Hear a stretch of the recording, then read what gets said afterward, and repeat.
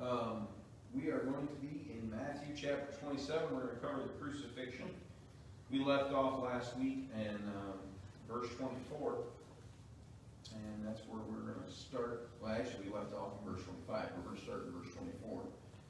Let's open up in a word of prayer, shall we? Our Heavenly Father, we ask that you would separate this time, that, Lord, you remove our distractions, that you cleanse our hearts of all things that would block what you would have for us tonight. That, Lord, you would speak through me. That, Lord, you would give us receptive hearts. Give us a new vision of the sacrifice that Christ made for the cross for us.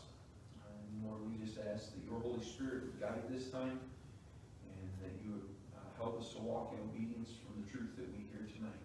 We pray in Jesus' name. Amen. Well, chapter 27, verse 24. When Pilate saw that he could not prevail at all, but rather that the tumult was rising, he took water and he washed his hands before the multitude, saying, I am innocent of the blood of this just person. You see to it. And all of the people answered and said, His blood be on us and our children. And we talked about last week the disastrous choice that was and all that they have faced since then because they have cursed their own children for generations. Verse 26 is where we begin. Then he released Barabbas to them, and when he had scourged Jesus, he delivered him to be crucified. I'm not going to go into great detail because, we've all heard this before, but I do want to at least be able to touch on the points of what Jesus faced. The scourging, the convicted was put over a post, so his arms were stretched out in front of him, so his back was open and the muscles were tight. If they didn't do that, they hung them by their wrists, so their back would still be open and tight, so that when they were flogged, it would create great, it would inflict great pain. And they would have two soldiers on either side, and they would take turns, one and then the other, one and the other. They had a cat of nine tails, which was a whip with strands of leather. On the end of the leather was bone and glass and metal that was made to work like a fish hook. And as they were whipped and the pieces would grind into the skin, then the soldier would set the hook and rip the flesh from those that were convicted. The severity of the beatings were so great that some didn't survive the beating. Normally, when you came into a beating like this, it was capital punishment time. You weren't going to live through it. Regardless if you made it off the post or not, you were still going to be convicted of death. They did have two other sets of scourgings. One, they'd do a little beating on you, they'd give you a reprimand, and then they'd let you go. And then there was another that you suffered greatly, but they still let you go. But this was reserved for the worst of the worst. It was only for non-Romans. That's the reason Paul was not. That was crucifixion. But the reason Paul was not crucified was because he was a Roman citizen. But you were also not allowed to beat them. And you remember in Philippi, that was Paul and Silas. They were able to kind of man up against the the city leaders there because they were mistreated, and he was a Roman citizen.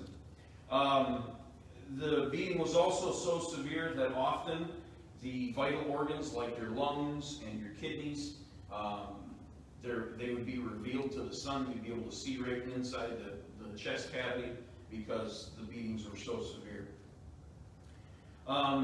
So Jesus was first scourged, and then he was delivered up to be crucified. And the crucifixion was invented by the Persians. If you remember the story of Esther and Haman, the guy that created all the problems in that story, it says that he was taken out and hung on the gallows, but if you go to the wording, he was actually impaled. And he was probably one of the first, if not the first, recorded in the scriptures of being crucified. The Persians invented it, and the Romans, man, they perfected it to no end. They wanted people to be able to last as long as possible and die the most terrible, awful death that they could.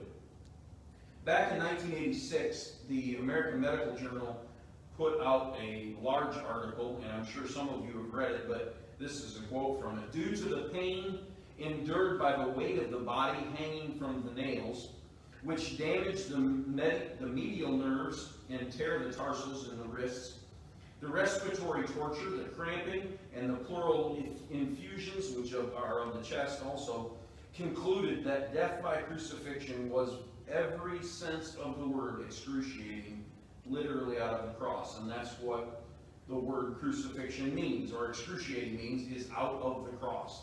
It was the worst way they could possibly think to let you die. It would often last for days. They would be nailed across, and then their legs would be together, of course, nailed together, and then their knees would be cupped to the side. And so when you're in that bending motion, your lungs can't fill with air, and they become paralyzed, and your only recourse is to push up on the bones that have been nailed together in your feet, and as you do that, you could get your lungs full of air. But obviously that could only last for so long.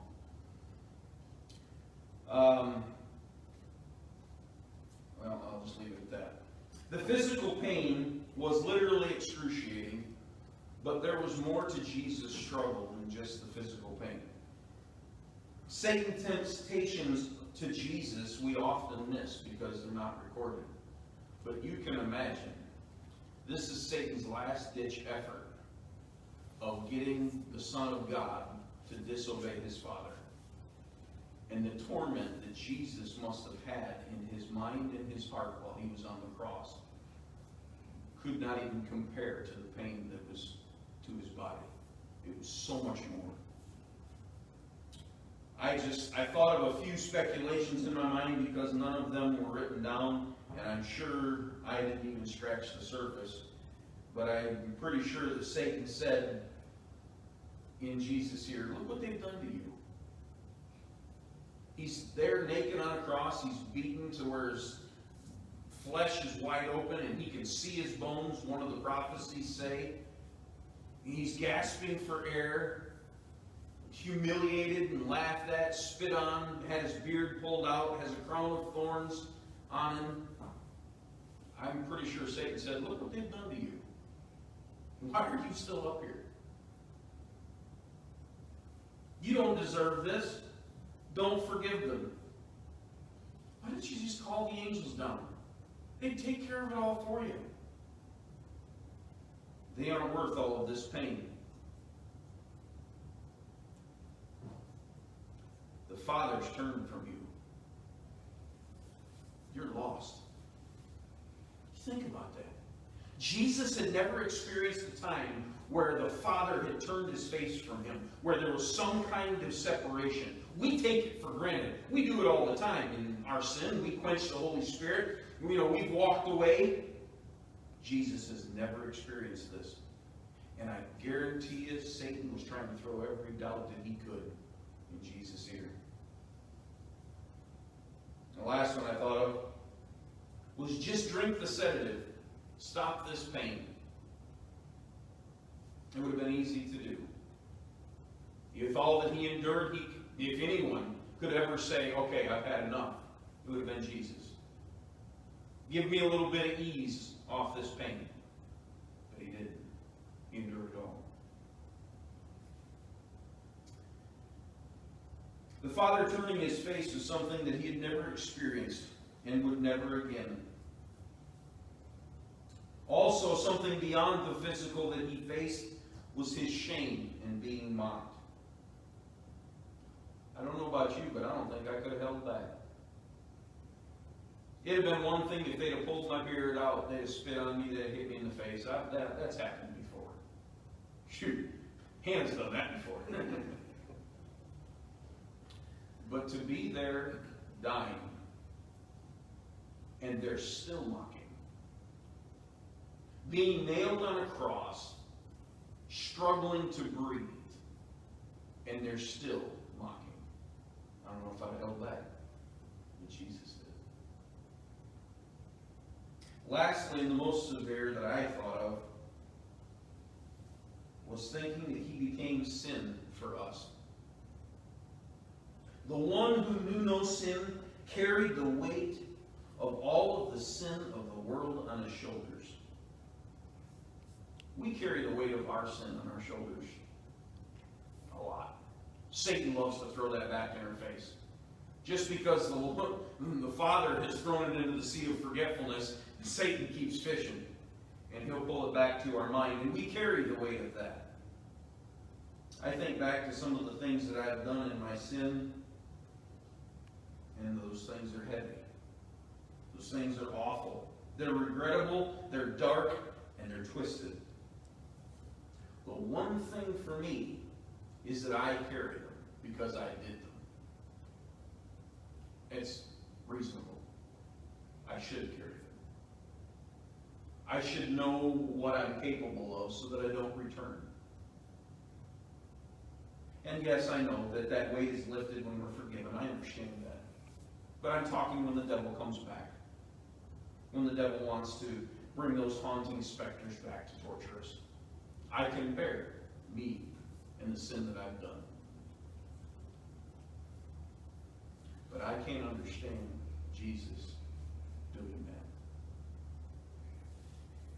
Bearing that sin, those thoughts, that pain, that weight, that shame for me. I can't carry that. I don't understand that. But not just for me. All of the sinful thoughts and actions of all of the world. Of Jeffrey Epstein, Jeffrey Dahmer, Adolf Hitler, or Pol Pot that we heard about a few weeks ago. Jesus carried all of their thoughts and sinful actions on his shoulders. I can't imagine what he went through.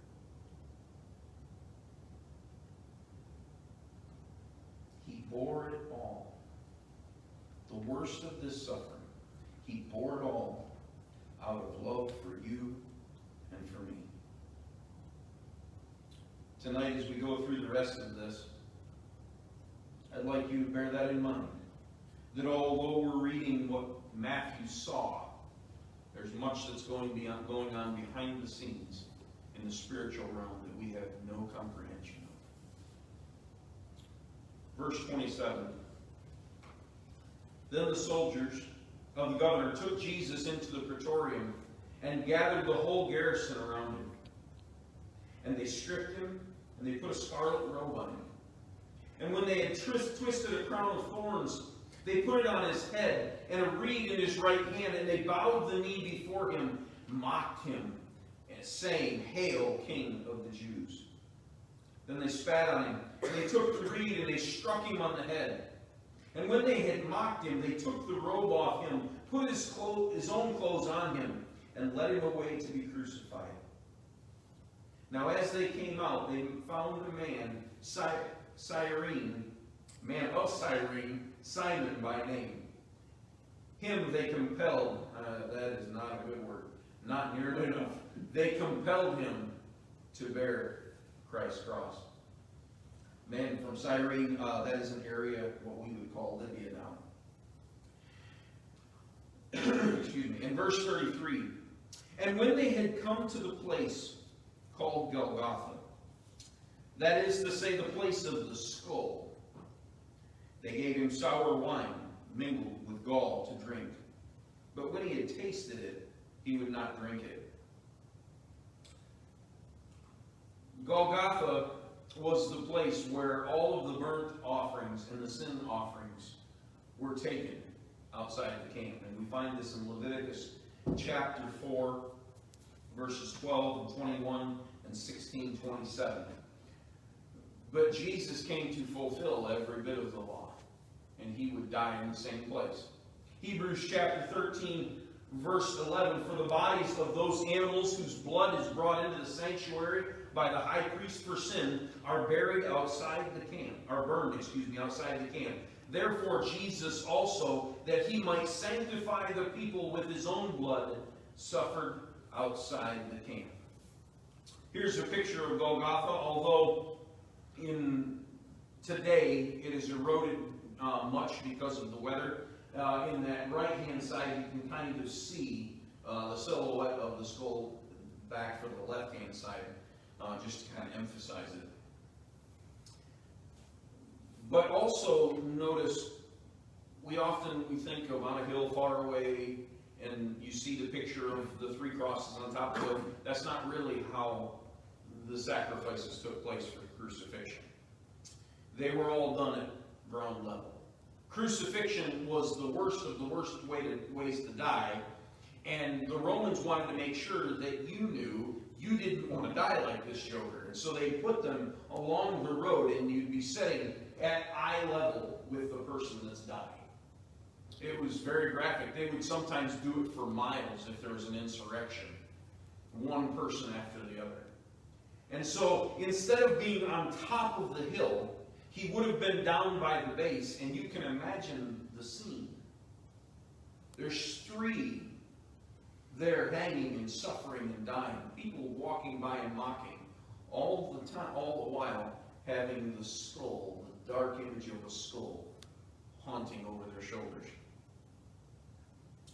Now, this goes to another personal belief. I believe also the reason that they were crucified at the base of this hill was because that the Ark of the Covenant actually sits below it.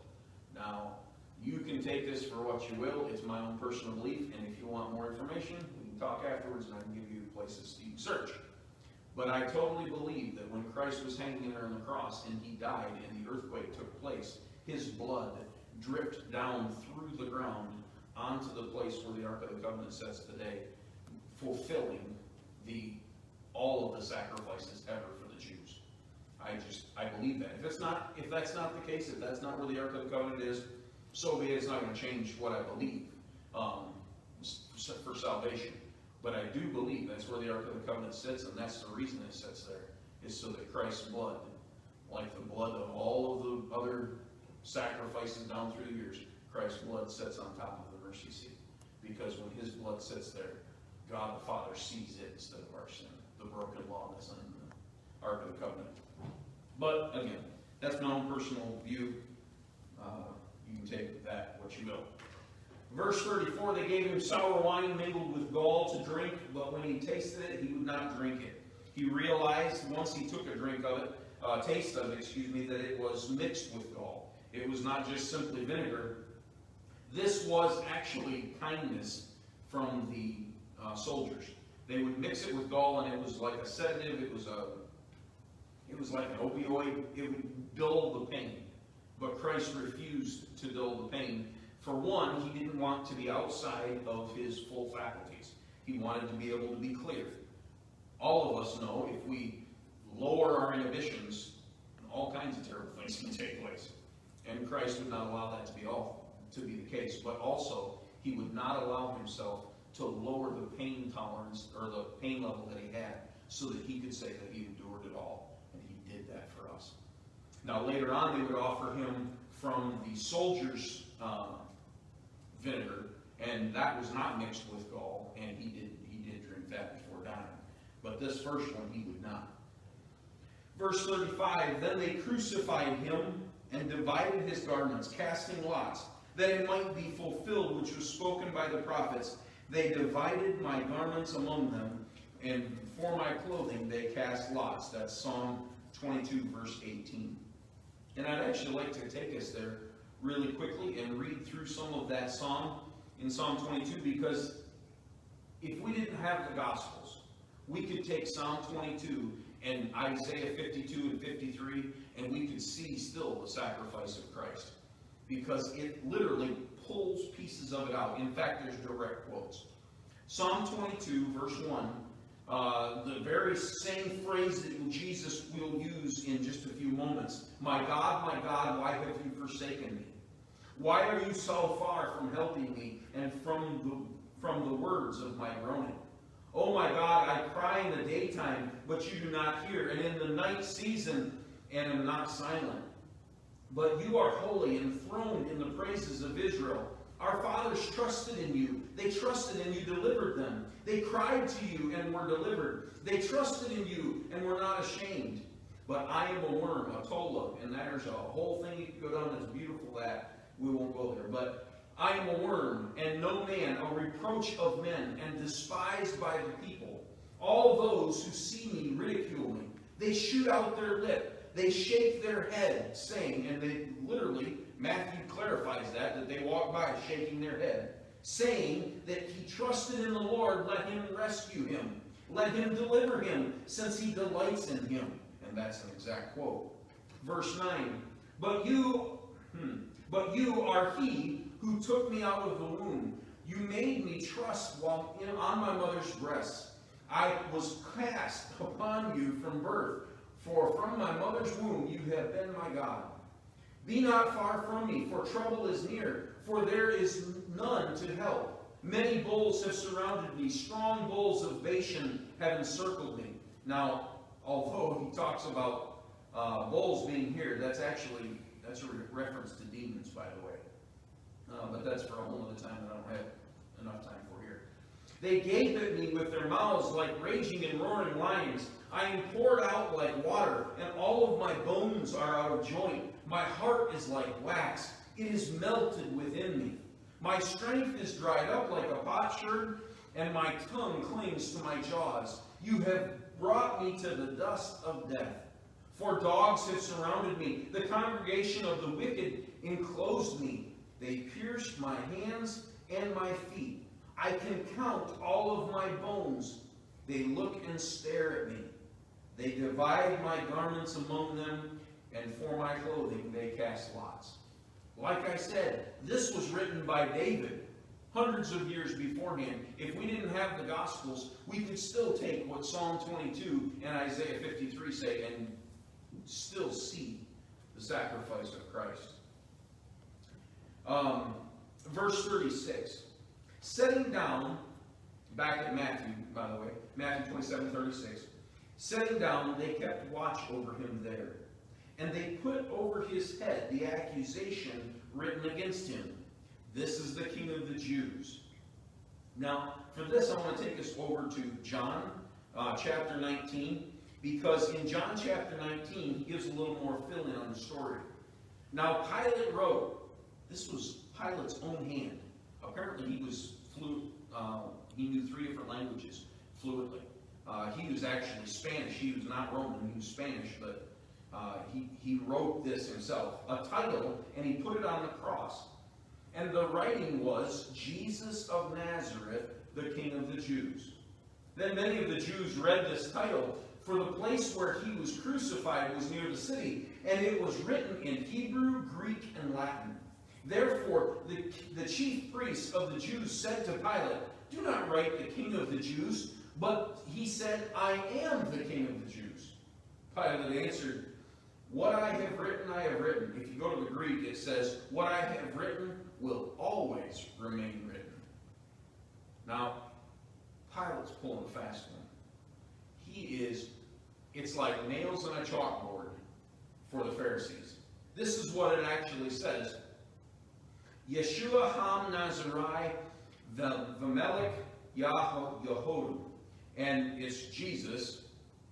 You can see HaNazari, the Nazarene, Melech, and Yehodim.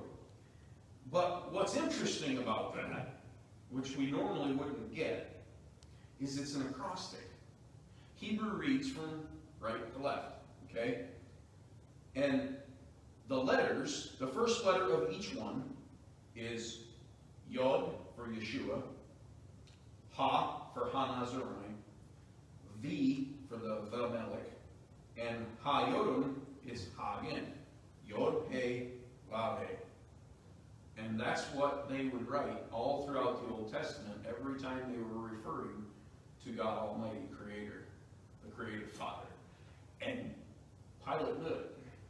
Now, if they would have changed how it was written, if they would have said, well, he said that he was King of the Jews, this wouldn't have worked out. It wouldn't have been Yod, He, Vav, He. But because Pilate wrote it the way he wrote it and wouldn't change it, the supreme, standing in place, the supreme nation of the world at the time, the man that represents them inside as king inside Jerusalem, puts on Christ's cross for all the world to see that this is Yod He Vav He. Boy, they were not happy about that one. But it's beautiful. I love it. Anyways. Verse 38, Matthew 27:38. Then the two robbers who were crucified with him, one on the right and the other on the left, and those who passed by blasphemed him, wagging their heads, just as we read from Psalm 22, and saying, "You who destroy the temple and build it in 3 days, save yourself." Remember, that's what they said in the trial. "If you are the Son of God, come down from the cross." Likewise, the chief priests also, mocking with the scribes and the elders, said, "He saved others." Wait a minute. They said this. They're walking by as he's dying, and they say, "Oh yeah, you saved other people. Save yourself." Him he cannot save. If he is the King of Israel, let him now come down from the cross, and we will believe him. Even if he died and rose again, Jesus said they wouldn't believe. He trusted in God, let him deliver him now, if he will have him, for he said, "I am the Son of God." Even the robbers who were crucified with him reviled him with the same thing. The odd part about this is, if they would have done what he said, then they wouldn't have gotten what they wanted to. Because if he would have come down, there would have been no salvation for anyone. The only way there was going to be salvation, the only way anyone could be saved again, was if he stayed up there. So that's what he did. Verse 45. Now from the 6th hour until the 9th hour, that's from 12 noon for us till 3 p.m., there was darkness over all of the land. Now Jesus, when he entered the world, what did he bring? John chapter 1. He brought light into the world, right?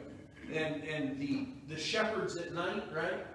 They have all of the angel chorus lighting up in the middle of the night. So when Jesus comes, he comes into a dark world and lights it up. But now as he's leaving, his light leaves with him, and the darkness pervades the entire earth. By the way, this does say all over the land. This was not simply just for Israel. This went as far, we know, as Rome. Origen, who was an early church father, he quoted one of the Roman historians who talked about a strange darkness that happened all over the land. And then Tertullian, who was another early church father, he wrote to a Roman non-believer, and he referred to the darkness saying, "This darkness which is written in your annals and archived in your own history, even until this very day." And apparently there's also a letter that Pilate wrote to Tiberius Caesar talking about the darkness that was all over the land. So it wasn't just Israel, it even went to Rome, and Rome was massive. This was a supernatural, not just a simple shadow. You know what I'm trying to say? One other point to this darkness. Every year on Yom Kippur that we were just talking about, the high priest by himself would take the blood of the sacrifice into the Holy of Holies. He wouldn't take a light. If the presence of God was not there, it was dark. The only presence was the Shekinah glory, the only light that was there. And he would go into that darkness, and then he would pour the blood out on the altar. In this darkness from 12 to 3, Christ is taking, as our high priest, his very blood to the presence of God, presenting him the blood that would cover all of our sins for all of the world. Verse 46. And about the 9th hour, Jesus cried out with a loud voice, saying, "Eli, Eli, lama sabachthani?" That is, my God, why have you forsaken me? Some of those who stood there, when they heard that, said, "This man is calling Elijah." Immediately one of them ran, and he took a sponge, and he filled it with sour wine, and he put it on a reed, and he offered it to him to drink. The rest said, "Let him alone and see if Elijah will come to save him." I gotta get to my notes because I missed it. Verse 50. And Jesus cried out again with a loud voice, and he yielded up his spirit. Then behold, the temple veil was torn in two from top to bottom, and the earth quaked, and the rocks were split. The temple veil was 60 feet tall. It was 30 feet wide. And it was woven the width of a man's hand. So 4 to 5 inches thick. It wasn't torn across where a man could reach it. It wasn't torn from the bottom up. It was torn from the top down. Because now there was no separation between God's presence and humanity. Christ opened it up at his death. God ripped it from the top to the bottom. Now, we often read through this because it's in a verse and it's in between commas. And so we kind of breeze over it. But this is Matthew, and he's writing this book to his fellow Jews. There was always separation. There was always boundaries to coming to know God. For the Jews, this was world-changing. This was astronomical. This was, we can't believe this happened. If you went into the Holy of Holies, there was only the high priest that could go into the Holy of Holies, and there was a temple veil there. Then only the priests could go inside the holy place, which was outside the Holy of Holies. Then outside of that, the general public could go outside of the Holy of Holies, or outside the holy place, around the temple. But then outside of that was the place that only the women were allowed, and then the Gentiles further than that. There was always barriers in the Old Testament getting to God. But now there's no barrier. God says, this is way too complicated, y'all. I'm tearing it apart so all can come to me. But you know what? History tells us, and this is just like any of us churches today, the Jews went and sewed the thing back up so that they could do sacrifices again. Think about that. God, you've made this too easy. It doesn't take nothing for people to come to you now. We got to sew this thing back up and make it difficult again. If you make it easy, then who knows who might come in. Well, they only had it sewed up for about 38 years. Because in 70 AD, it burnt to the ground. It started in that fire that burned the temple and the people that were in it. And it was completely incinerated. Nothing to be saved. Oh my. May we never be the ones holding back people from wanting to come into the presence of the Lord. And I'd say our church is really good that we don't. In fact, I mean, we try to help them, don't you? Oh my. The earth quaked and the rocks were split. And here we go. This gets weird. And the graves were opened, and many bodies of the saints, we don't know how many, but it says many, of the saints who were fallen asleep were raised. It also doesn't say all. So there was apparently some kind of separation. Some of them were raised, which actually says many, so it's more than half, right? But we don't know who it was. And they were coming out of the graves after his resurrection, and they went into the holy city and appeared to many. Boy, oh boy, if it wasn't bad enough for Jerusalem. You remember we were talking about how packed it is. Whatever it was, 2 million people inside the town of Ravenna. I mean, standing like, cordwood. And they have darkness for 3 hours in the middle of the day. They have the temple veil torn in two. They have a massive earthquake. They have rocks splitting all over the place. And then they got a bunch of ghosts walking around like zombies.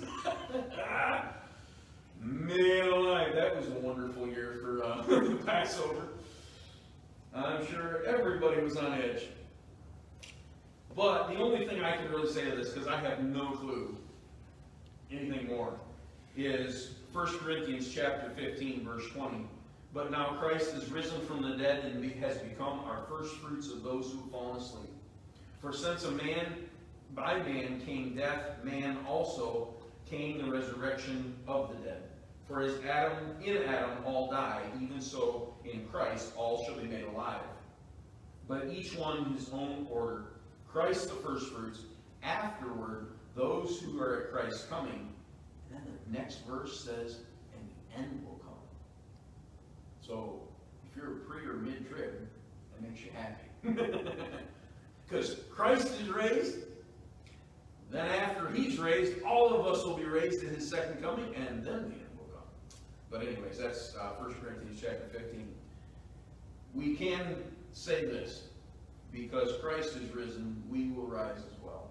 And I think that was confirmation of it, these coming out of the graves. Not to mention just scaring the life out of half the people in the city.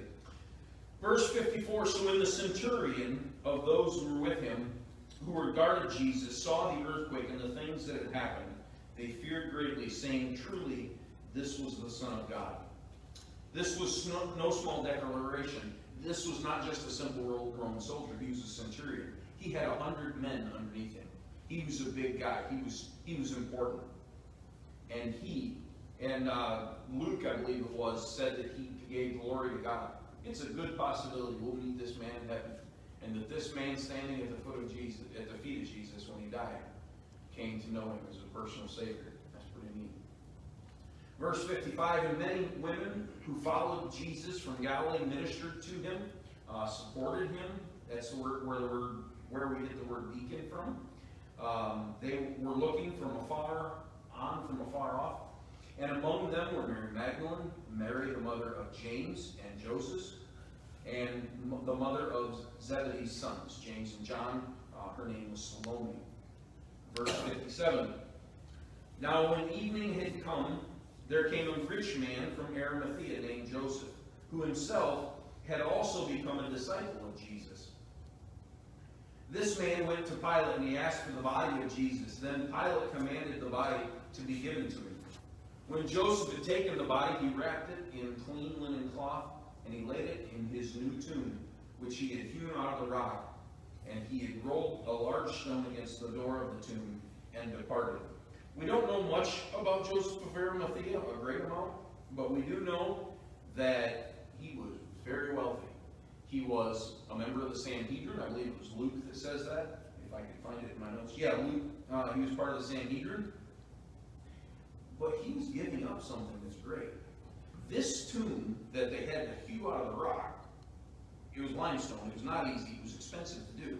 This is where his family and generations after him would all die. They'd put your bones in there. After your body decayed, they'd put your bones in a box, shove you off in a corner, and then give you room for the next person, your grandson, your great-grandson. He gave all of that up and all of that expense just so Jesus could have it for, a weekend. He gave up a lot. He also gave up, and could have given up his life. We don't know. He could have given up all of his notoriety, his job. He was part of the Sanhedrin. Up until this point, he was hidden. He was trying to stay away because they were crucifying Jesus. He had immense political pull. Pilate, he's the leader. He's the king over all of the area. And Joseph of Arimathea just shows up. Strolls in for a casual visit. You don't do that unless you've got a lot of pull. So Joseph of Arimathea was apparently a very well-to-do man. Verse 61. And Mary Magdalene was there, and the other Mary sitting opposite the tomb. On the next day, which followed the day of preparation, the chief priests and the Pharisees gathered together to Pilate, saying, Sir, we remember, while he was still alive, how that deceiver said, after 3 days he will rise. You know what's funny about that? The people that crucified him listened better than the ones that followed him. Because the disciples forgot all about this. But the Pharisees didn't. They knew. Boy, isn't that a light on their life? They knew. They also, not just that they know, but they had to make sure. And what they did was something beautiful for us. Because they assured their own destruction by asking Pilate to do this. Therefore command that the tomb be made secure until the third day, lest his disciples come by night to steal him away, and say to the people, he's risen from the dead. So the last deception will be worse than the first. Pilate said, you have a guard, go your way, make it as sure as you know. Just how Pilate says that, you know that Pilate knows. Y'all are fooling yourselves if you think you can stop this. If he's who he says he was, you ain't gonna keep him back. And if he's not, if he's just a liar, why do you care? You'd have never shown up. If you thought he was simply a liar, you'd have never showed up. But because you did, you do the best you can. And of course, that wasn't enough. So they went and they made the tomb as secure as they could. They secured it as best as they possibly could. They put a 2-ton stone that would roll in a trench in front of the door, and it would roll. If you were going to open it, you'd have to roll that 2-ton stone uphill. So what they do is they put the 2-ton stone up there, and they'd let it go, and it would roll through that trench and close on the door. So then they put the Roman seal. If you touched a Roman seal, it was death. They put a guard, 16 soldiers, well-trained soldiers, that their life depended on whoever they were guarding to stay there. They did all they could do. How often we do all we can do to keep Christ boxed in by our lack of faith and our lack of trust and our lack of obedience, and we fail doing the same way. Before we go tonight, Zechariah chapter 12, verse 9 says, "And it shall be in that day that I will seek to destroy all of the nations that come against Jerusalem. And I will pour on the house of David and the inhabitants of Jerusalem the spirit of grace and supplication. Then they will look upon me whom they pierced. Yes, they will mourn for him as one mourns for his only son, and grieve him as one grieves his firstborn." We know that, well, actually, this phrase, in the Old Testament is found 159 times. They will look on him whom they pierced. Well, they will look on him. What's funny is, 158 of those times, the Jewish rabbis say, it says, the one whom they've looked upon. They will look on that one. There's one place that they don't say that. You know where it's at? That verse.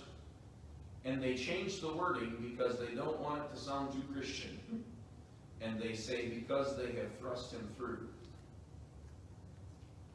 This is a time when Christ will return, and they will regret ever doing what they have done to him. And they will mourn him as one mourns their firstborn son died. But there's something interesting that's tucked away that we don't get in our English. It's right there in between me and whom. It's an aleph and a tav. It's pronounced et. Over 7,000 times throughout the Old Testament, it shows up, but is rarely translated because, to be honest, it would be very redundant. It's sprinkled all over the Old Testament, and it's often found inside of statements like that one that we just read, and it relates to the covenant between God and his people. The letters themselves, as we've talked about before, the aleph is the first letter. It's the strength. It's the power. It's the word for God. El Shaddai, or all of the else. That's it. El. And that's the horns. This is the Babylonian Hebrew that we read today. That's the paleo, the picture. The other is the tav, and it's cross. It's the covenant. It's a stop sign. It's a road sign. You look at it. You pay attention to it. You find it all the way back in Genesis chapter 1. In the beginning, God created at the heavens and at the earth. But it's untranslated because it doesn't make sense unless you understand who it's talking about. You find it also all the way in the last book of the Bible, Revelation chapter 22. "And behold, I am coming quickly, and my reward is with me," and this is in red letters, "to give everyone according to his work. I am the Alpha and the Omega, the beginning and the end, the first and the last. Blessed are those who do his commandments, that they may have the right to the tree of life, and may enter through the gates into that city." So what it's saying, and this is the Alpha and the Omega, that's the Greek. It's the first letter and the last letter. The Aleph and the Tav is the first letter of the Hebrew and the last letter of the Hebrew. And so what Jesus is saying here, and we find it all over the Old Testament, so much that the rabbis don't even translate it, is I am the start of all things, there is no one before me. I'm the finish of all things, and there's nothing after me. I'm the beginning of all, and I am the end of all. I am the eternal one, I am completion. How do we, as we look at the one that we have pierced, as the one that we have nailed to the how do we grieve him? When we read what he's done, how do we mourn him? Do we regret that he ever had to get on that cross for us? Or do we just take it for granted that he did?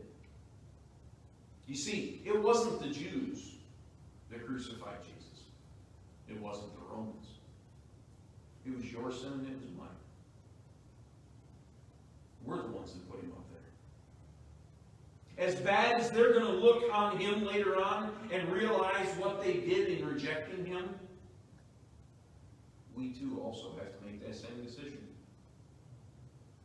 There was much that he endured for you and for me. When we look at the beginning and the end, when we look at the Aleph and the Tav, the strength, the God of the cross, whom we pierced with our sin, do we mourn for him? Do we grieve for him? Or do we continue in our sin and take for granted everything that he endured for our salvation? I pray that we do not. As we close tonight, we're going to take communion. Blessings on all of you that followed us online. We pray God's blessing on you and thank you for joining us.